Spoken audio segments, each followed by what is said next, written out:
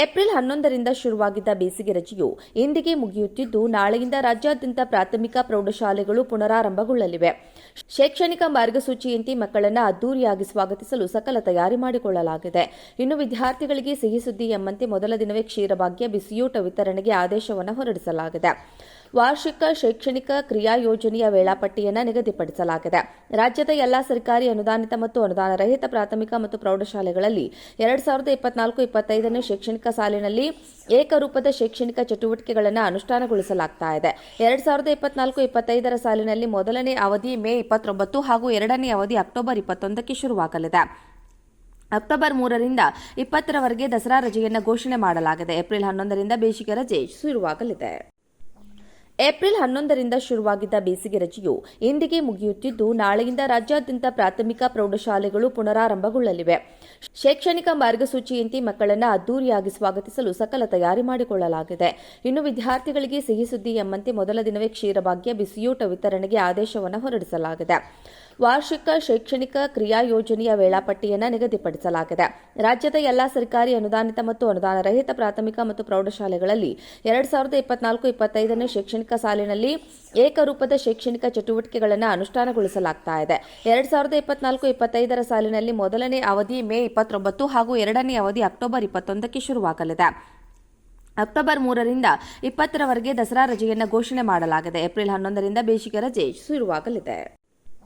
April 11ರಿಂದ ಶುರುವಾಗಿದ್ದ ಬೇಸಿಗೆ ರಜೆಯು ಇಂದಿಗೆ ಮುಗಿಯುತ್ತಿದ್ದು, ನಾಳೆಯಿಂದ ರಾಜ್ಯಾದ್ಯಂತ ಪ್ರಾಥಮಿಕ ಪ್ರೌಢಶಾಲೆಗಳು ಪುನರಾರಂಭಗೊಳ್ಳಲಿವೆ. ಶೈಕ್ಷಣಿಕ ಮಾರ್ಗಸೂಚಿಯಂತೆ ಮಕ್ಕಳನ್ನು ಅದ್ದೂರಿಯಾಗಿ ಸ್ವಾಗತಿಸಲು ಸಕಲ ತಯಾರಿ ಮಾಡಿಕೊಳ್ಳಲಾಗಿದೆ. ಇನ್ನು ವಿದ್ಯಾರ್ಥಿಗಳಿಗೆ ಸಿಹಿ ಸುದ್ದಿ ಎಂಬಂತೆ ಮೊದಲ ದಿನವೇ ಕ್ಷೀರಭಾಗ್ಯ ಬಿಸಿಯೂಟ ವಿತರಣೆಗೆ ಆದೇಶವನ್ನು ಹೊರಡಿಸಲಾಗಿದೆ. ವಾರ್ಷಿಕ ಶೈಕ್ಷಣಿಕ ಕ್ರಿಯಾ ಯೋಜನೆಯ ವೇಳಾಪಟ್ಟಿಯನ್ನು ನಿಗದಿಪಡಿಸಲಾಗಿದೆ. ರಾಜ್ಯದ ಎಲ್ಲಾ ಸರ್ಕಾರಿ ಅನುದಾನಿತ ಮತ್ತು ಅನುದಾನ ರಹಿತ ಪ್ರಾಥಮಿಕ ಮತ್ತು ಪ್ರೌಢಶಾಲೆಗಳಲ್ಲಿ 2024-25ನೇ ಶೈಕ್ಷಣಿಕ ಸಾಲಿನಲ್ಲಿ ಏಕರೂಪದ ಶೈಕ್ಷಣಿಕ ಚಟುವಟಿಕೆಗಳನ್ನು ಅನುಷ್ಠಾನಗೊಳಿಸಲಾಗುತ್ತಿದೆ. 2024-25ರ ಸಾಲಿನಲ್ಲಿ ಮೊದಲನೇ ಅವಧಿ ಮೇ 29 ಹಾಗೂ ಎರಡನೇ ಅವಧಿ ಅಕ್ಟೋಬರ್ 21ಕ್ಕೆ ಶುರುವಾಗಲಿದೆ. ಅಕ್ಟೋಬರ್ 3ರಿಂದ 20ರವರೆಗೆ ದಸರಾ ರಜೆಯನ್ನು ಘೋಷಣೆ ಮಾಡಲಾಗಿದೆ. ಏಪ್ರಿಲ್ 11ರಿಂದ ಬೇಸಿಗೆ ರಜೆ ಶುರುವಾಗಲಿದೆ. ಏಪ್ರಿಲ್ 11ರಿಂದ ಶುರುವಾಗಿದ್ದ ಬೇಸಿಗೆ ರಜೆಯು ಇಂದಿಗೆ ಮುಗಿಯುತ್ತಿದ್ದು, ನಾಳೆಯಿಂದ ರಾಜ್ಯಾದ್ಯಂತ ಪ್ರಾಥಮಿಕ ಪ್ರೌಢಶಾಲೆಗಳು ಪುನರಾರಂಭಗೊಳ್ಳಲಿವೆ. ಶೈಕ್ಷಣಿಕ ಮಾರ್ಗಸೂಚಿಯಂತೆ ಮಕ್ಕಳನ್ನು ಅದ್ದೂರಿಯಾಗಿ ಸ್ವಾಗತಿಸಲು ಸಕಲ ತಯಾರಿ ಮಾಡಿಕೊಳ್ಳಲಾಗಿದೆ. ಇನ್ನು ವಿದ್ಯಾರ್ಥಿಗಳಿಗೆ ಸಿಹಿ ಸುದ್ದಿ ಎಂಬಂತೆ ಮೊದಲ ದಿನವೇ ಕ್ಷೀರಭಾಗ್ಯ ಬಿಸಿಯೂಟ ವಿತರಣೆಗೆ ಆದೇಶವನ್ನು ಹೊರಡಿಸಲಾಗಿದೆ. ವಾರ್ಷಿಕ ಶೈಕ್ಷಣಿಕ ಕ್ರಿಯಾ ಯೋಜನೆಯ ವೇಳಾಪಟ್ಟಿಯನ್ನು ನಿಗದಿಪಡಿಸಲಾಗಿದೆ.